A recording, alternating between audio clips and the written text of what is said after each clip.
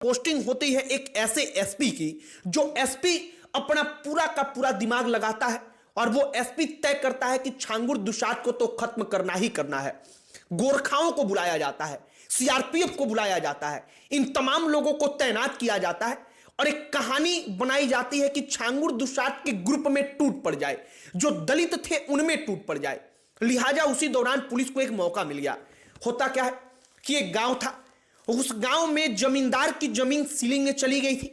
वो सीलिंग का जमीन सरकार ने दुसाधों को दिया था और वो जमींदार जो थे वो कह रहे थे कि ना, दुसाध को हम नहीं देंगे, बल्कि हम अपना जमीन देंगे, बल्कि दुसाध से ज्यादा गरीब मुसहर है तो हम मुसहर लोगों को अपना जमीन देंगे।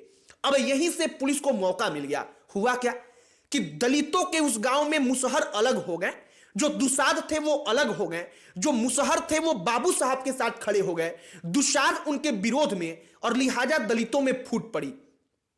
पुलिस को पता चला कि उस गांव में समझौता कराने, उस गांव में सब कुछ ठीक करने के लिए छांगुर दुसाध आने वाला है। पुलिस एकदम तैयार थी।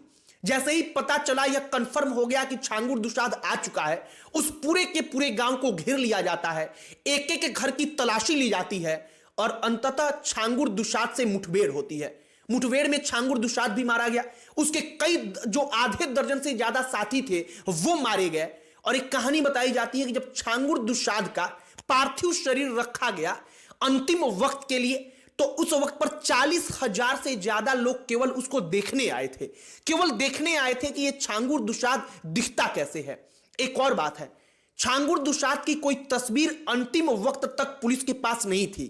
छांगुर दुसाध की पहचान केवल पुलिस के पास इतनी ही थी कि उसके दाहिने हाथ में 6 उंगलियां हैं, और 6 उंगली किसी के हाथ में होती है तो आमतौर पर गांव में हम लोग भी उसको छांगुर कहते हैं, और इसीलिए उसका नाम पड़ा था छांगुर दुसाध।